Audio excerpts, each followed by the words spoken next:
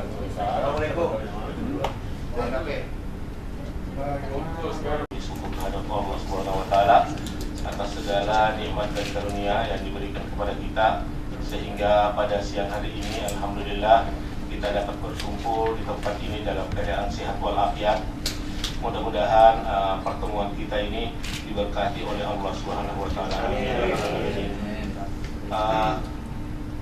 Yang kami hormati Bapak Kepala BNN Provinsi Sulawesi Selatan beserta rombongan, selamat datang di PT Semen Tonasa, Pak. Kunjungan kita pada siang hari ini sebetulnya sudah beberapa waktu yang lama direncanakan, namun karena kesibukan juga kita di Tonasa, kebetulan ada peresmian, Pak. Kemudian setelah itu kita ada kesibukan untuk peresmian juga proyek-proyek yang lain di luar Sulawesi Selatan, sehingga baru kali ini dapat terlaksana dengan baik. Mudah-mudahan pelaksanaannya dapat berjalan dengan lancar. Barangkali untuk acara kita pada hari ini, sebelum kita persilahkan dari Kepala BNN. Assalamualaikum warahmatullahi wabarakatuh.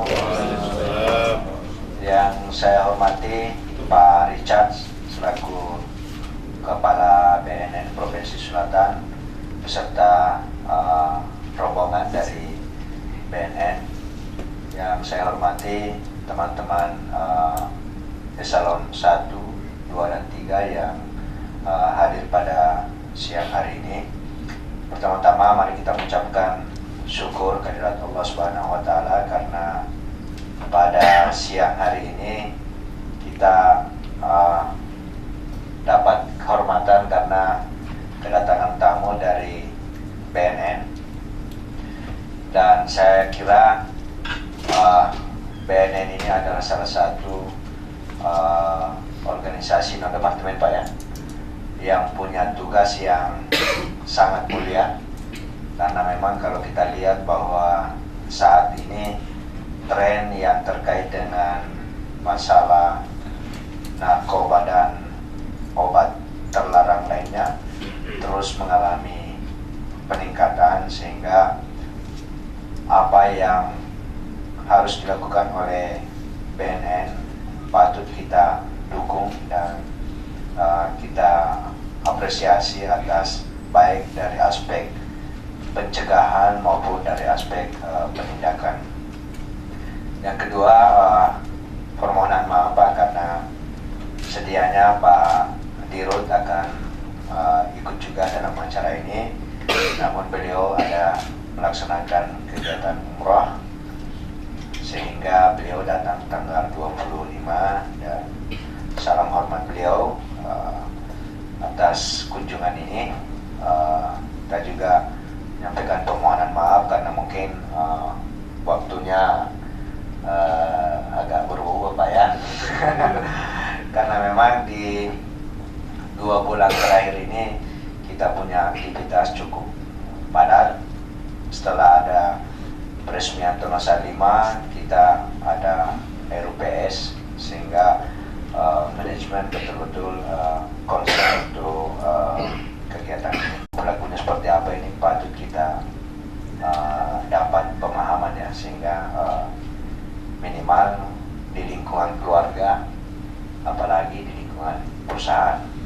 Karena kalau sudah masuk tercemar terhadap karyawan kita, maka pasti akan berdampak terhadap kinerja bagi seseorang. Sehingga kita menganggap bahwa kunjungan ini adalah sangat berharga buat kita untuk memberikan informasi-informasi bagaimana mendeteksi dan melakukan pencegahan terhadap kegiatan yang terkait dengan narkotika. Saya kira itu, Pak Richard. Terima kasih. Assalamualaikum warahmatullahi wabarakatuh dan selamat siang. Assalamualaikum warahmatullahi wabarakatuh. Selamat siang dan salam sejahtera bagi kita semua. Yang saya hormati Direksi PT Semen Tonasa dan seluruh segenap manajemen Semen Tonasa, hadirin sekalian yang berbahagia. Pertama-tama adalah kita panjatkan puji dan syukur kepada Tuhan Maha Kuasa, karena berkat dan rahmat-Nya kita siang hari ini dapat dipertemukan di tempat ini, Pak, ya, dalam keadaan sehat walafiat. Dan kami sangat senang sekali dan bersyukur sekali kepada Tuhan dapat diterima di tempat ini dengan Pak Direksi Direktur Keuangan dengan ramah dengan keramahannya, dan Bapak Ibu semua juga. Saya juga melihat Bapak Ibu juga mau menyambut kami juga jadi semangat, Pak, khususnya dalam memerangi narkoba ini. Iya, jadi ada kawan kita. Jadi mudah-mudahan apa yang kami lihat dan kami saksikan siang ini, begitulah adanya nanti, bahwa benar-benar Tonasa ini mendukung pemerintah untuk memerangi narkoba ini. Ya, Bapak Direktur Keuangan, Pak Direktur Keuangan, Pak Direksi dan manajemen dan hadirin yang sekalian saya hormati. Pertama-tama saya memperkenalkan diri dulu. Kami dari Badan Narkotika Nasional Provinsi Sulawesi Selatan. Saya sendiri Richard Nainggolan sebagai Kepala BNN Provinsi. Saya dari Polri, Pak. Dari Polri, penugasan di BNN. Sebenarnya saya sudah tidak asing juga kalau Tonasa ini, tapi dulunya saya suka golf di lapangan golfnya saja. Di lapangan golf. Kebetulan saya 2006-2007 saya menjadi Kasat Serse di Polwiltabes Makassar. Nah, itu sering saya golf di sini karena dulu belum ada padi Pak ya. Nah, masih di Badoka kesini, Badoka sini saja. Sabtu Badoka, minggunya kesini, itu selalu begitu. Kemudian sudah banyak korban juga dulu waktu main korupsi Pak ya. Tapi sepertinya ada juga televisi di rumah tuh masih dari Tonasa. Door prize, soalnya pemain door prize, Pak. Jadi yang ditunggu door prize-nya, bukan apa? Bukan juaranya.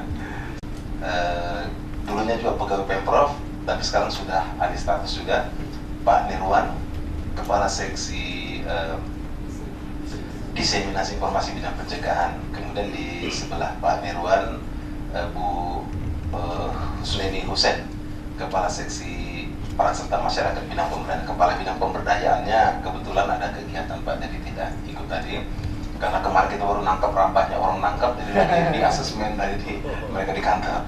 Dan di sebelah Ibu Neni adalah Pak Piani, Kompol Piani. Kompol Piani ini Kepala Seksi Wasta Baset. Di sini juga mewakili Kepala Bidang Pemberantasan, Pak Piani dari Polri juga. Kepala Bidang juga, jadi saya suruh menyelesaikan permasalahan di kantor karena banyak yang diambil kemarin, jadi masih diperiksa-periksa. Kemudian Ibu Rahmatiah ya, penyuluh di bidang pencegahan, dan Ibu Andi Nur Hamidah, penyuluh juga di bidang pencegahan, termasuk juga Pak Isak Iskandar, ini penyuluh, dan satu lagi penyuluhnya adalah Ibu Karunia. Ini Polwan, Pak, brigadir ya, Bribtu, oh ya Bribtu, ini Polwan juga, penugasan juga di BNN. Masih cewek kan? Masih cewek. Iya. Kemudian Pak Adi Basu bagian humasnya, jadi Pak Adis. Ini rombongan kami, Pak, cukup banyak juga, dan memang kita kesini tujuannya adalah sebenarnya kalau simpelnya kita ingin mengajak Semen Tonasa, dan kalau lebih ekstrim lagi sebenarnya ya kita ini minta bantuan Tonasa untuk membantu kami memerangi bersama-sama memerangi narkoba ini. Permasalahan narkoba ini kami sudah cerita-cerita tadi dengan Pak Suban, Pak Direktur di ruang makan tadi, tentang sekilas masalah narkoba. Memang kalau kita katakan Bapak Ibu sekalian, masalah narkoba ini dikatakan masalah luar biasa, memang itu adanya, luar biasa dan masalah serius. Kenapa masalah serius? Ya memang sangat serius sekali. Serius artinya kalau kita tidak tangani juga secara serius pasti tidak akan berhasil. Pembentukan BNN juga ini adalah sebagai wujud keseriusan pemerintah tentunya untuk memerangi masalah narkoba ini. Luar biasa yang saya katakan tadi, dia kalau seperti misalnya teroris atau kejahatan-kejahatan lain kan jelas, Pak ya. Korbannya jelas, teroris ngebom satu tempat 200 orang, 300 orang meninggal. Tapi kalau narkoba kita tidak tahu korbannya berapa banyak jadi korban. Bahkan mungkin kita yang dulu di sini juga kita tidak tahu ada tetangga kita, ada keluarga kita. Karena kenyataan demikian, banyak yang kami temuin, kami lihat yang awalnya saya sendiri tidak tahu bahwa itu adalah keluarganya terjerumus ke narkoba, tapi ternyata banyak yang menyembunyikan, Pak. Hasil penelitian di Sulawesi Selatan sendiri, kita ada 115.056 orang penyalahguna narkoba, atau orang yang paling tidak sekali pernah mengkonsumsi narkoba dalam 1 tahun. Untuk Indonesia hampir 4 juta orang. Ya, jadi 2,2%, sedangkan di Sulawesi sendiri 1,9%, 115.056 orang. Dan kemudian penelitian dilakukan BNN oleh UI juga, dari 4 juta penyalahguna yang ada di Indonesia ini, sayangnya 70% adalah kaum pekerja, Pak. 70% adalah kaum pekerja. Artinya orang yang sudah mempunyai penghasilan. Nah, tahun 2013 kemarin BNN dan UI melakukan penelitian kembali, dari 70% ini 6,2% itu adanya di Sulawesi Selatan, Pak. Artinya kita lebih di ambang batas nasional itu 5%. Kita ini ada 6,2%. Dan sektor pertambangan juga lumayan memegang peranan, 4,3%. Iya, Pak ya, 4,3%. Memang dia di bawah pariwisata ya, di bawah sektor pariwisata dan jasa. Tetapi cukup tinggi sektor pertambangan, 4,3% dari jumlah pekerja jenis dari jenis pekerjaannya. Ini yang dilakukan penelitian oleh BNN bersama dengan Pusat Penelitian UI. Nah, melihat angka-angka ini memang Bapak Ibu sekalian, walaupun sebenarnya ada yang berkomentar begini, itu kan mungkin masih silent itu, belum tentu semuanya itu, karena narkoba juga kan kita ketahui kan silent, Pak ya, di bawah permukaan dia. Orang ada mengatakan bahwa suatu daerah seperti Pak Direktur tadi menyampaikan saya gimana di Pangkep secara penegakan hukum lumayan tinggi, Pak. Lumayan tinggi. Jadi tapi ini termasuk keberhasilan, Pak, keberhasilan daripada para penegak hukum. Hasil penelitian juga termasuk tinggi juga di Pangkep ini, karena banyak faktor-faktor yang mendorong ke arah sana. Nah, di sini memang tidak bisa kita melihat khusus masalah narkoba, tidak bisa kita melihat satu daerah yang kelihatannya adem-adem, sepi-sepi, itu berarti indikasi bahwa di daerah itu aman, belum tentu. Saya selalu katakan bahwa permasalahan narkoba ini sama seperti balon, ya, teori balon. Jadi kita pencet di kanan, ya kiri ini akan muncul. Nah, gitu juga kita tekan di Makassar, dia bisa lari ke Sinjai, bisa lari ke Selayang, begitu. Jadi ini permasalahan narkoba itu, sehingga memang kita tidak boleh melihat masalah narkoba ini melihat hanya di permukaannya saja. Dan dengan kenyataan demikian juga, Bapak Ibu sekalian, memang dunia juga, PBB bahkan tidak ada di negara, satupun negara di dunia ini yang berani menyatakan akan menzerokan narkoba di negaranya, akan menzerokan narkoba, menghabisi narkoba di negaranya. Sekarang ini PBB sudah mencanangkan dunia bebas narkoba tahun 2015. Demikian juga ASEAN, demikian Indonesia juga melalui Instruksi Presiden nomor 12 tahun 2011 sudah dicanangkan Indonesia bebas narkoba 2015. Kami juga di Sulawesi Selatan sudah juga mencanangkan ini dengan menerbitkan Peraturan Gubernur nomor 33 tahun 2012. Nah, di sini Bapak Ibu sekalian, yang seperti saya katakan tadi, bahwa tidak ada satu negara pun di dunia ini yang bisa menzerokan narkoba ini. Tetapi sekarang ini adalah bagaimana upaya kita menahan laju prevalensi penyalahgunaan narkoba ini, sehingga yang ada sekarang ini tidak berkembang. Nah, strategi yang kita lakukan Bapak Ibu sekalian, karena faktanya juga kita kemarin merehabilitasi di Indonesia ini sebanyak 18.000 penyalahguna. Lebih dari 50%-nya itu relapse, Pak, kembali menggunakan. Artinya di sini memang kalau sudah terlanjur terjerumus, ini pasti akan sulit sekali. Tetapi ini terus kita harus berupaya. Makanya strategi kami tadi, Pak, karena hasil penelitian memang ada kaum pekerja yang paling dominan sebagai penyalahguna. Dalam Instruksi Presiden nomor 12 tahun 2011 juga memang difokuskan kepada pekerja dan generasi muda, Pak. Nah, kenapa kami kepada generasi muda? Karena generasi muda ini juga nanti akan jadi pekerja.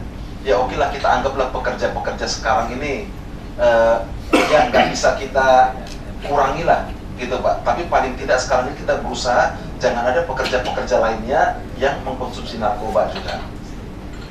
Nah, upaya yang kita lakukan, Bapak Ibu sekalian, memang di sini tadi saya sudah dengan Pak Direktur cerita di dalam, kita lakukan upaya penegakan hukum yang keras, kita lakukan upaya-upaya membuat supaya mereka jerah, masukkan ke penjara. Tapi itu juga bukan opsi atau solusi yang paling baik, dan kenyataannya juga demikian.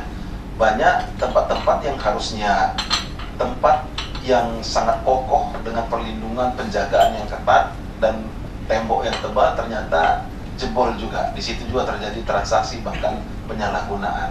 Di sini berarti saya katakan karena memang fakta demikian. Tapi apakah ini kesalahan tempat itu? Sistem juga sebenarnya, apakah salahnya sistem? Iya, saya katakan sistem tidak salah, tapi implementasinya mungkin harus diperbaiki implementasinya. Karena sistem juga sudah jelas, sehingga sekarang ini BNN sudah kita berkoordinasi dengan pihak kepolisian ya, walaupun saya sendiri Polri Pak, jadi kita koordinasi bagaimana penanganan permasalahan narkoba ini, terus khususnya pengguna, agar tidak numpuk pengguna di penjara. Makanya sekarang kita namanya dekriminalisasi dan depenalisasi, kita akan merehab penyalahguna, tapi dari penjara kan. Tujuannya Bapak-Ibu sekalian adalah, seperti saya katakan tadi, kalau dalam satu tempat berkumpul di situ bandar, berkumpul pengedar, berkumpul juga di situ pecandunya, pemakainya, ya nantinya pasti di situ akan terjadi sesuatu yang diharapkan mereka, kan gitu ya, sesuatu yang diharapkan mereka. Nah ini kita putus mata rantai ini, kita putus supaya pecandu-pecandu ini, ya kalau bisa direhab. Karena kita ketahui bahwa sebenarnya narkoba ini yang sakit ini kan fisik dan psikisnya Pak, fisik dan psikis. Sementara pemenjaraan itu hanya fisiknya saja yang disentuh atau diperbaiki atau dikasih efek jerah. Sementara psikisnya nggak disentuh.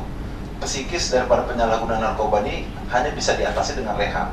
Sehingga kalau kita menangkap pecandu, pengguna, dimasukkan ke penjara, sebenarnya tidak akan mengurangi angka prevalensi penyalahgunaan narkoba, tetapi hanya memindahkan saja penyalahgunaan narkoba yang ada di rumah menjadi penyalahgunaan narkoba yang ada di penjara. Inilah salah satunya Bapak Ibu sekalian, kenapa saya katakan tadi dalam hal ini kita berusaha nantinya dapat menciptakan lingkungan bebas narkoba. Tentu di sini kalau kita mau menciptakan suatu lingkungan menjadi lingkungan bebas narkoba, berarti orang-orang dalam lingkungan itu juga paling tidak tahu tentang bahaya narkoba. Dan yang paling pokok adalah bagaimana mereka supaya mempunyai sikap menolak narkoba. Tapi ini memang gampang diucapkan Bapak Ibu, tapi sulit dilaksanakan. Strategi BNN kita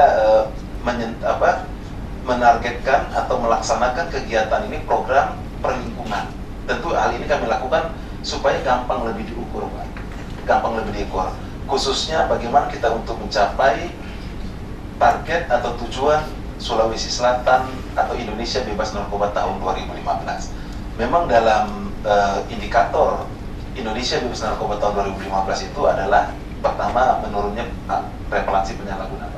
Jadi kita tidak menzerokan, bukan berarti zero narkoba, tetapi prevalensinya untuk Indonesia harus di bawah 2,8%.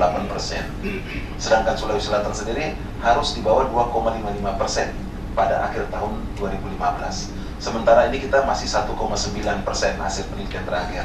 Yaitu mudah-mudahan ini tidak menyentuh angka 2,55 ini. Nah, berarti kalau itu tersentuh nanti berarti kami gagal, Pak. Ya gagal juga. Tapi saya yakin kalau Komnas HAM membantu pasti akan berhasil, Pak ya. Nah itu salah satunya, Bapak Ibu. Kemudian yang kedua adalah meningkatnya masyarakat yang imun.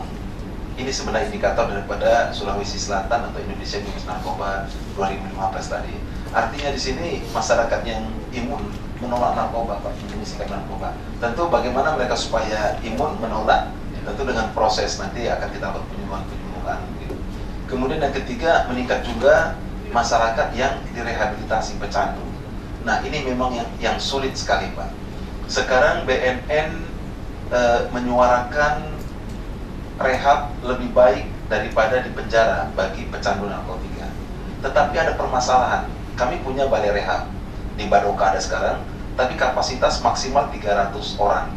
Kami kemarin bertemu Pak Gubernur, kita audien dengan Pak Gubernur, saya bawa juga Kepala Balai Rehab, kami utarakan tentang kesulitan ini. Sementara anggaran yang diberikan oleh negara kepada BNN khusus di Balai Rehab Badoka hanya kapasitas 150 orang.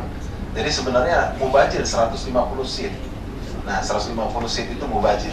Tapi kami sudah utarakan ke Pak Gubernur, mudah-mudahan beliau bisa membantu dalam hal ini. Karena memang salah satu target ataupun indikator Sulawesi Selatan bebas narkoba tahun 2015 adalah makin banyak yang kita rehab. Tetapi seperti saya katakan tadi, Bapak sekalian, ini menjadi suatu permasalahan juga bagi BNN karena kapasitas rehab juga sangat terbatas. Undang-undang sudah mengamanahkan melalui peraturan pemerintah nomor 25 tahun 2011 tentang wajib lapor. Bagi siapa saja yang melaporkan diri, dia tidak kita hukum, tetapi kita rehab. Ini selalu kami suarakan, sosialisasikan ke masyarakat. Dan memang kalau saya lihat ya cenderung bisa dikatakan termasuk berhasil, karena banyak sekarang masyarakat malah yang melaporkan diri, Pak. Antri malah, ini yang jadi problem juga bagi kami. Apalagi kalau kita melihat angka yang 115.056 orang tadi. Di Indonesia sekitar hampir 4 juta penyalahguna. Seluruh Indonesia tempat rehabilitasi ini hanya bisa menampung 18.000 atau 20.000 orang, termasuk yang punya swasta, yang punya masyarakat. Nah, jadi bagaimana ini bisa kita capai kalau dengan kondisi yang demikian ini? Dengan demikian memang kita paling efektif adalah di sini bagaimana kita berusaha supaya masyarakat generasi muda kita ini jangan sampai menambah jumlah itu tadi. Karena mengatasi jumlah ini saja sudah sangat sulit sekali kita. Nah, jadi ini kita berusaha. Termasuknya saya katakan tadi karena tentu ini sudah diuji secara ilmiah dan penelitian sudah juga uji publik. Karena biasanya Bapak sekalian, BNN sebelum memberikan hasil penelitian ini kepada Presiden biasa diuji publik dulu.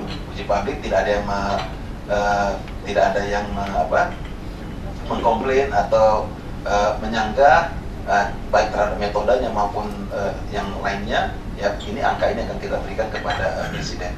Dan di Selatan 6,2% pekerja di Sulawesi Selatan, dan sektor pertambangan 4,3%. Ini hasil penelitian yang terakhir 2013 dilakukan. Nah, di sini tentunya kami melihat angka-angka ini akan salah kalau kami juga tidak mengajak PT Sementor Nasabah ya, Sementor Nasabah untuk bisa bersama-sama kita melakukan kegiatan-kegiatan yang bisa tentu menyelamatkan anak bangsa kita. Kenapa pekerja ini juga perlu? Apakah ada dampaknya, efeknya, atau impactnya kepada generasi muda? Saya rasa pasti. Karena kalau orang tuanya sudah pakai narkoba, pasti dia nggak memperhatikan anak-anaknya, kan gitu Pak ya? Kan pasti nggak memperhatikan anak-anaknya. Iya.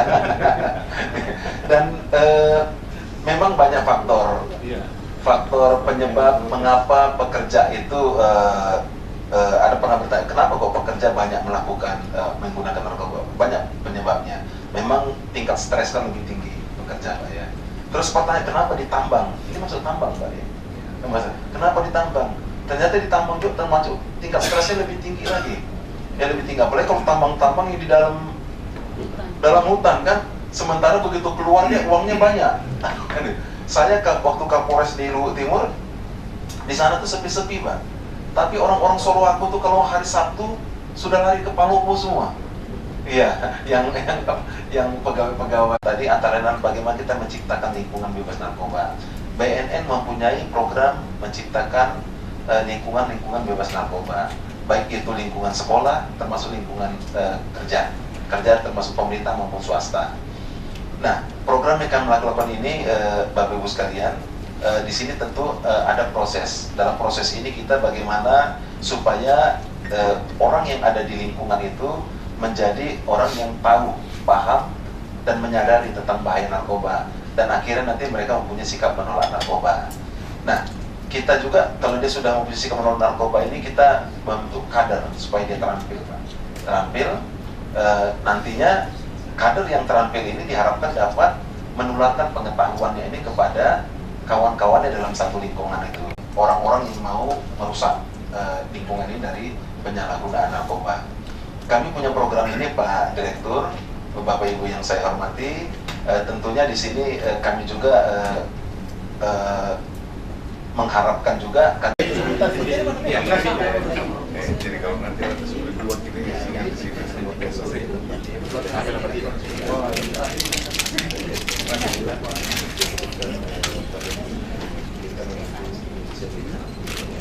Oh ya, mudah-mudahan bisa.